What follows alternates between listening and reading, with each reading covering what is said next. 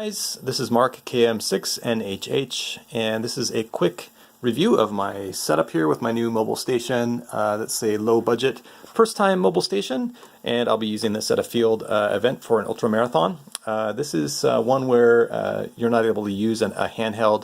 I have some pretty good handhelds that I could use, but this is one where you need a little bit of the extra power to reach the repeater because I'll be at a station that's quite a bit out there. So with that requirement in mind, I went and put this together. We have the Radioddity QB25 here, which is a quad band, quad watch transceiver. So it'll monitor these 4 frequencies that you've got in here, or 4 channels. It works really well so far. I'm not happy with the speaker quality overall. It doesn't have much high end to it. So when you turn on the FM radio, I don't know if you can hear that super well, but it sounds almost like AM radio. So that's not my favorite part of this. And so what I'd like to do in the future is look at replacing the speaker inside here, because I'm sure it's just an issue with the speaker itself. So probably no biggie to get in there and replace that. I'll definitely be looking at that. And as a new ham, it's a little bit intimidating to do things like that, but heck, it's a $100 transceiver. What's the worst that can happen? Just might have to dip into the backup budget a little bit if I blow the thing out or something, but I doubt that. So not a big deal. This is connected via power poles, which were very easy to set up. A friend down the street, a ham radio operator down the street here from me, let me borrow his big crimpers and his power poles. And that was super helpful, very easy to install those. If you've stripped wire before, it'll be no problem at all. The battery itself is an NPP November Papa.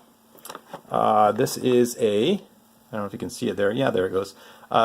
This is a 12 volt, 7 amp hour battery here. So the battery itself seems to work really well. I haven't yet used it to where it is out of power and not able to provide what I need. A cool feature of the transceiver here is that if you hold down the 0 on your little speaker mic, or rather just mic, because there's no speaker in this, but if you hold down the 0, you'll see at the bottom of the screen, it will now show the voltage that's available to it. So that's really handy. I had also purchased an add-on voltage meter to show me the voltage, but with that I don't need it. So that's really cool, really convenient. I do have the programming cable in here, but this transceiver, if you've programmed something before, like one of the Bofeng HTs, let's see, like here's a Zastone. I don't recommend this one, but this is a UV8DR, which if someone gifts it to you, it might be fun to play with. But this one does let you program in the channel names from this guy up here by twisting this knob to switch through the letters and whatnot. And so this one's kind of similar, where it's like your Bofeng, where you can program in a channel really easily if you're familiar with the menu here. I've changed my colors to my screen there. You can see I've got the yellow on red menu to reflect our Chinese origins and heritage here. And I'm just kidding, that's not really my heritage, but I like the color combination. I've got white on black screen. But anyway, you go in and you just use the menu button, go up and down, hit menu again to switch and change the value for that menu item, and then hit menu to save, and then hit exit to leave that part. So it works really well. You can set channel names right in here, and so I doubt I'll be using the programming cable that much at all. The other thing I added here was a little clip that I just bent, out of wire.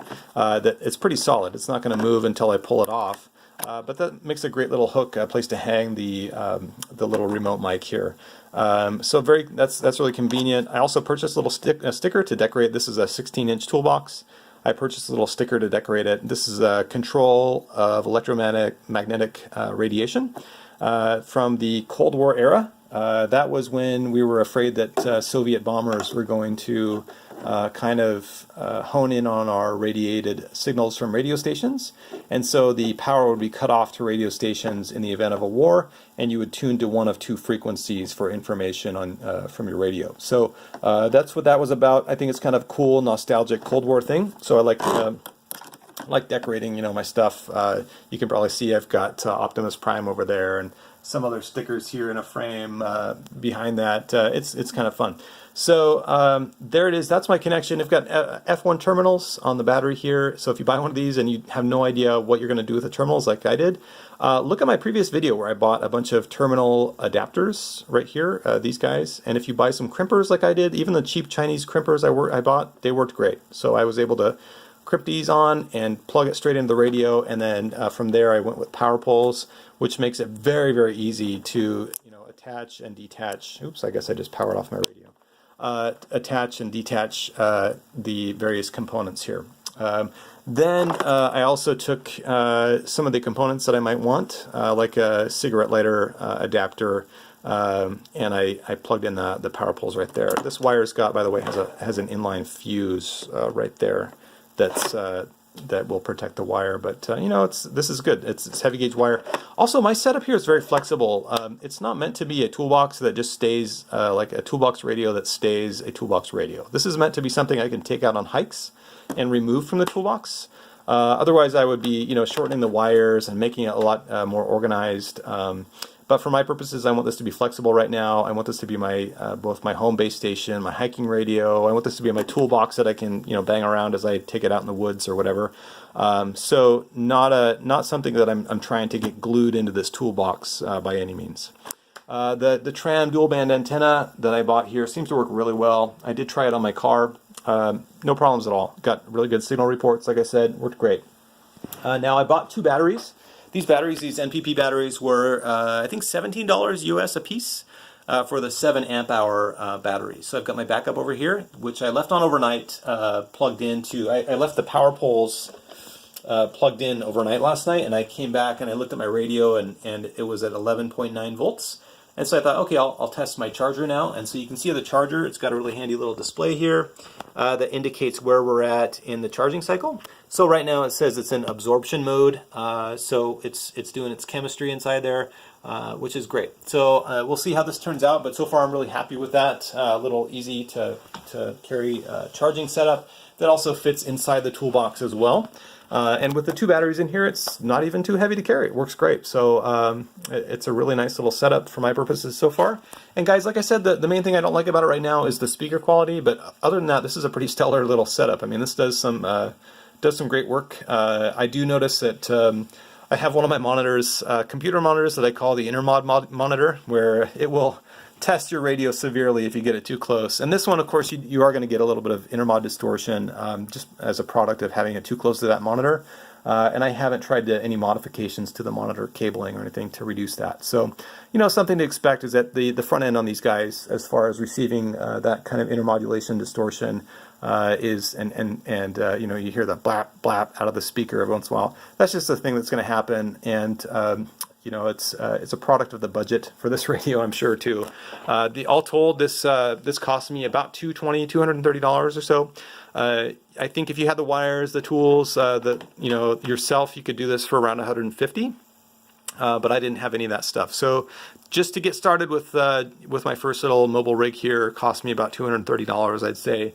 And that does not include the ham who let me borrow his power pole crimper and his power poles. So if you absolutely went buck wild with this, maybe $250, $260 to get going. But for a budget thing, what I'm doing here is getting myself set up to where I can cover this event. I'm going to be out there in the sticks, and I just need something that can communicate with the base station.